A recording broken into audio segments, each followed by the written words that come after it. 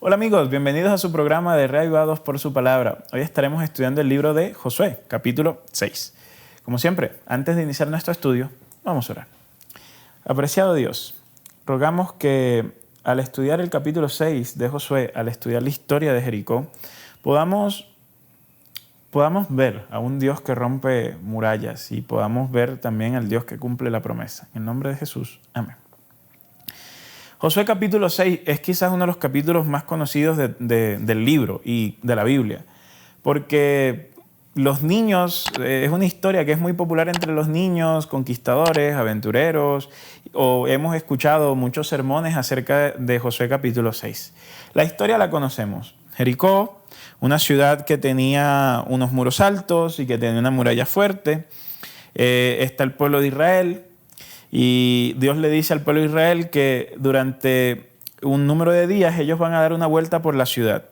Pero el pueblo no iba a decir nada, ni iba a gritar. Y 7 sacerdotes, cada uno iba a tener una bocina, ¿sí?, de cuerno de carnero, y entonces iban a soplar o tocar la bocina en esta vuelta que daban por la ciudad, ¿no? El texto nos dice que iban los sacerdotes, iba el arca del pacto y que además de eso iban un ejército que protegía obviamente al arca y que protegía también a los sacerdotes. Al séptimo día dieron la vuelta de la misma manera, pero la dieron 7 veces, ¿no? Y entonces en el séptimo día dieron 7 vueltas y esa vez todo el mundo gritó porque Jehová había entregado la ciudad. Cuando el pueblo grita, el muro se derrumba, dice el verso 20, y entonces el pueblo entra a la ciudad y pues asalta la ciudad, ¿no? Ellos destruyen a filo de espada, dice que a toda la ciudad, excepto a Rahab y a la familia en cumplimiento de la promesa que se había hecho previamente, y que el tesoro se iba a dedicar a Jehová, que nada de eso ellos podían llegar a tener. Cuando nosotros vemos la historia de Josué, pues automáticamente decimos, bueno, Dios es un Dios que es capaz de derribar muros. Dios es un Dios capaz de hacer que las murallas caigan y Dios es un Dios de milagros. Y efectivamente, mira, como decíamos en un video de estos días, no hay una forma específica de ir al registro arqueológico y decir, Jericó, acá el muro se cayó porque el pueblo gritó. Eso no hay forma de probarlo. Pero dentro del mundo del texto, dentro de la historia que el texto nos está contando, el muro cae no propiamente por el grito del pueblo de Israel. El muro cae porque Dios actúa y entonces tumba el muro de tal forma que el pueblo de Israel pueda entrar a la ciudad de Jericó, ¿no? Tumba la muralla. Recordemos que en esta época las ciudades tenían murallas como protección precisamente para la guerra y que esta era uno de los elementos más vitales en la defensa de la ciudad. Ejemplo, Jerusalén con el tiempo tenía una muralla, pero esa muralla se fue ampliando a medida que la ciudad iba creciendo para protegerla precisamente de las invasiones y de las guerras. Entonces era normal las murallas en las ciudades de la época. Entonces las murallas impedían que los invasores entraran a la ciudad y desde allí, como no podían entrar, entonces la ciudad entraba en un sitio, pero los sitios podían durar años porque las ciudades hacían provisión de comida y de lo necesario. En el caso de Jerusalén, en los tiempos de sequías, la fuente de agua de Jerusalén se construyó una muralla alrededor para que el pueblo opresor o los que querían conquistar a Jerusalén no pudiesen cortar el suministro de agua. Entonces los pueblos hacían provisión de comida, de lo necesario, se colocaban dentro de la muralla y ellos ahí están en una posición de seguridad. Entonces Dios derrota a Jericó tumbando el obstáculo que existía entre el pueblo de Israel y Jericó. Entonces el pueblo de Israel entra, conquista Jericó, como nos dice el texto. ¿Por qué matan a todo el pueblo que estaba en Jericó? Bueno, creo que ya hemos discutido de esto y era una de las políticas, por así decirlo, de guerra que Dios tenía, que se relaciona muchísimo con el hecho, con la idea, con el principio de que este pueblo iba a terminar siendo un obstáculo para el pueblo de Israel.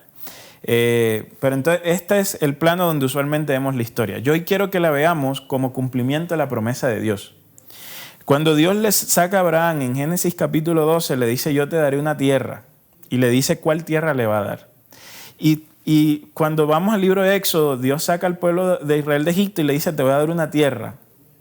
Tienen que pasar estamos hablando del libro de Génesis, Éxodo, Levítico, Número, Deuteronomio, y llegamos al libro de Josué para que Dios cumpla su promesa. Finalmente la cumplió. La cumplió con gente diferente. No la cumplió con un ejército diferente, porque no la cumplió ni con la gente que salió de Egipto ni con Moisés. Entonces la cumplió con Josué, pero la cumplió. Y aquí es donde quiero llamar la atención, que Dios cumplió. Tal vez no de las maneras en que esperábamos, tal vez con otras expectativas, pero Dios cumplió. Entonces aquí es lindo ver que en nuestra vida hay cosas que se pueden demorar. Que en nuestra vida quizás hay personas que con el tiempo no van a estar y nuevas personas llegarán y llegarán nuevos escenarios. Pero en esos nuevos escenarios, con esas nuevas personas, aún así Dios cumple su promesa. A veces nos enfocamos solo en capítulos particulares. A veces nos enfocamos solo cuando Dios nos hizo la promesa o a veces nos enfocamos cuando aparentemente la promesa no se va a cumplir. Pero una de las cosas que nos enseña el Pentateuco es a ver el arco narrativo de Dios y el accionar de Dios en la historia, no por capítulos, sino a lo grande. Porque a veces cuando nos centramos en porciones pequeñas podemos perder de vista el cuadro principal. Y Dios está pintando un cuadro con la vida de cada uno de nosotros. Pero a veces por centrarnos en el pedacito donde se necesita el negro, no nos damos cuenta que el cuadro es mucho más amplio. Y que para que el cuadro se vea bonito, a veces el negro te da un contraste que necesitas en tu vida para que puedas apreciar mejor los otros colores. Entonces, la promesa de Dios aparentemente se frustró cuando Abraham estaba viejo y Abraham dijo, no, pues ya, la promesa de Dios se frustró. Y aparentemente se frustró con Isaac, y aparentemente se frustró con Jacob, y aparentemente se había frustrado cuando José estaba en Egipto, y aparentemente se había frustrado cuando Faraón estaba matando a los niños, y aparentemente se había frustrado cuando habían llegado al cruce del Mar Rojo, aparentemente se había frustrado cuando la generación que sale de Egipto muere en el desierto, aparentemente se había frustrado cuando llegaron al Jordán. Entonces, sin importar las veces en que la promesa de Dios aparentemente se frustró, ten fe y confianza, porque no hay nada ni nadie que pueda operar contra el cumplimiento de una promesa divina. Israel aquí finalmente la experimentó, y este sería el inicio de una serie de conquistas donde Israel iba a ver la mano de Dios cumpliendo esa promesa de yo te voy a regalar esa tierra. Así que no te desanimes, ni te enfoques en el capítulo de tu vida donde aparentemente la promesa de Dios no se ha cumplido. Enfócate en que Dios la cumplirá, quizás con gente diferente, en momentos diferentes y en escenarios diferentes, pero tú tienes un Dios que siempre cumple su promesa.